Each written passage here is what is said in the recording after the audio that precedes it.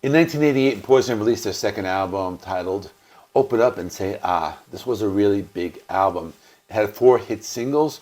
One of them was a #1 single. 2 of the 3 were in the top 10.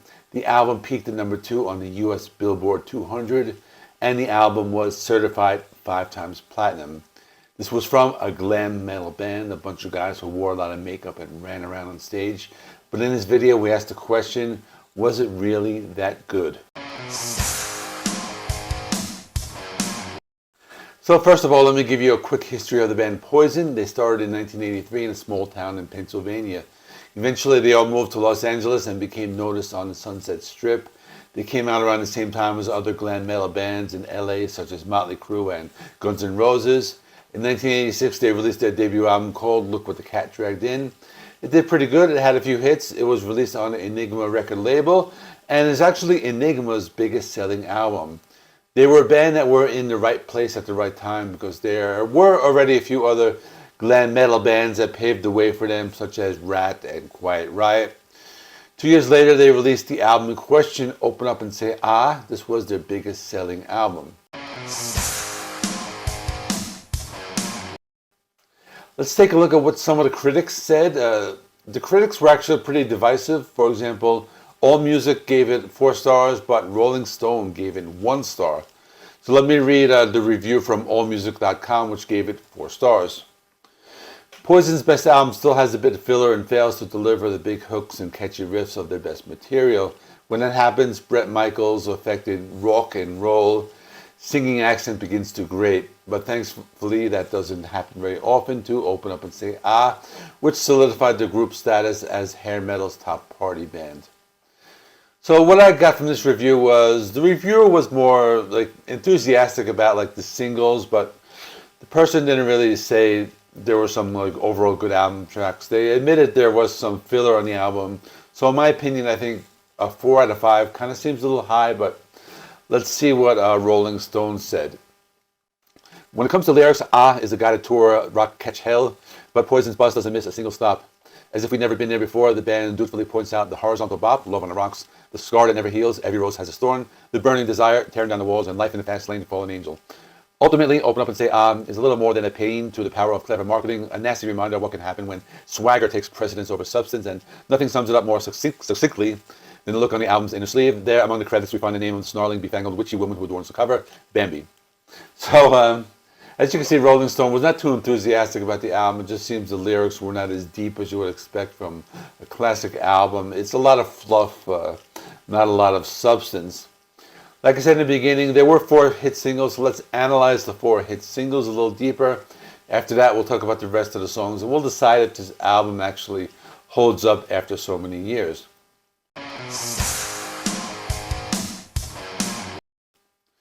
The first single, Nothin But a Good Time, released on April 6, 1988.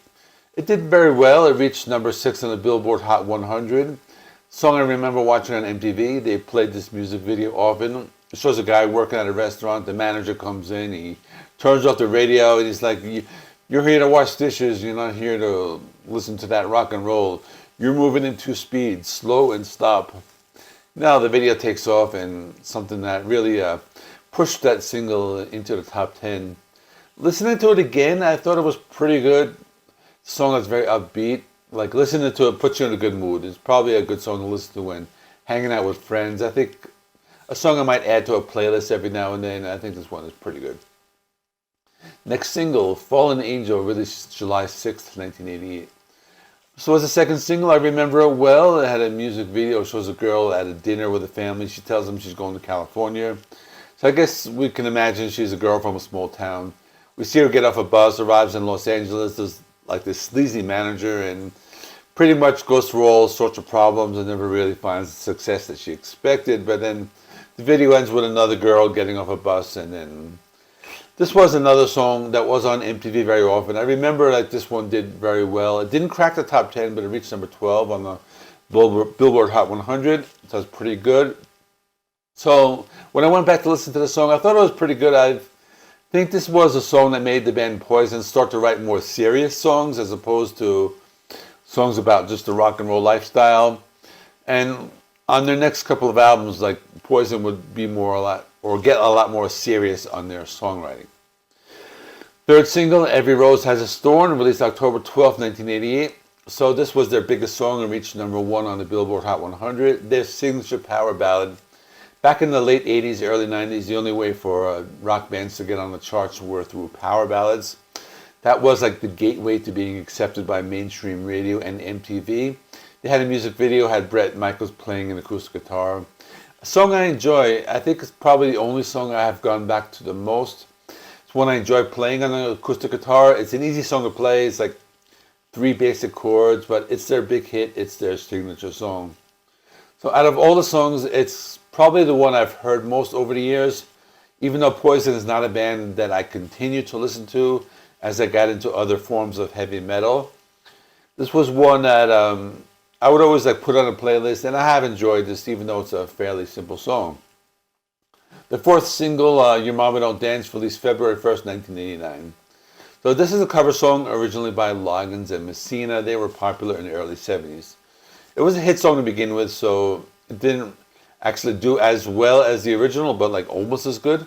So the original Loggins and Messina song peaked at #4 on the Billboard Hot 100, and the Poison version peaked at #10, which is still very good.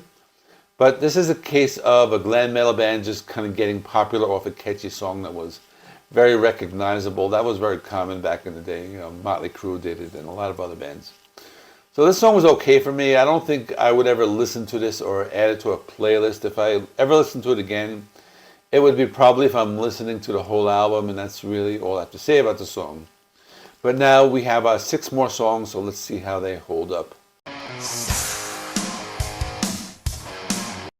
So the opening track is called Love on the Rocks. I thought the song was okay. It's a fairly simple song. The guitar riffs are very reminiscent of a band like AC/DC. The lyrics are fairly simple and the chorus is very repetitive. I like the guitar solo. I think CeCe DeVille does a good job on that, but otherwise it's just a decent track.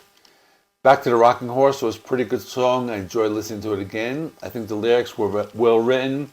Sounded a little more original to me. It sounded like a Rolling Stones type of song, but maybe sped up a little bit and a little bit more distortion. I like that aspect of it. I like the guitar solo. I heard a little bit of an Ace Frehley influence in the guitar solo, so I would say it's a pretty good track. Good Love was just okay for me. They were going for this Aerosmith type of sound. They included harmonica in the song, and it just has those types of lyrics that Steven Tyler would write. The song is not that good. I would say it's more filler. It's just okay. Tearing Down the Walls was also an okay song. I hear a lot of Aerosmith influence in this one as well. They have a lyric where they even mention the words sweet emotion, so there's that.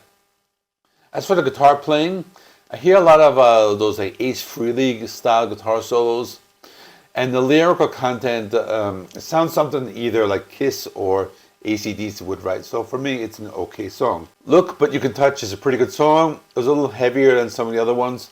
The main guitar riff was more traditional heavy metal. As for the lyrics and the song structure, reminded me a lot of Bon Scott era AC/DC. The lyrics reminded me of Bon Scott telling one of his hookup stories. I guess that's the way they call it, but it's a pretty good song actually. Final song was called Bad to Be Good. This one was a little different. I thought it was a little more along the lines of sleaze rock, something more like Guns N' Roses or LA Guns. Type of song has that deep bass line and lyrics about life in the streets. So I thought that was pretty good.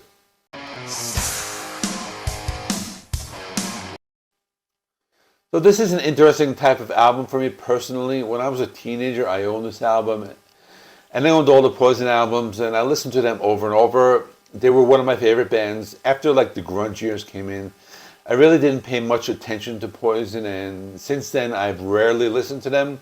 Now going back to it, I thought the album was okay. I didn't think it was that great. I like some of the songs. I'll probably add some to a playlist now and then, or I might revisit the album every now and then. I don't think it's something I would go out to buy. If they did some kind of reissue of this album on vinyl, I don't think I would go out and buy it. I'm just not that interested in the band anymore, but that's my thoughts. Let me know what you think in the comment section. Please remember, comment, subscribe. Check out this video right here, and I'll see you in the next one.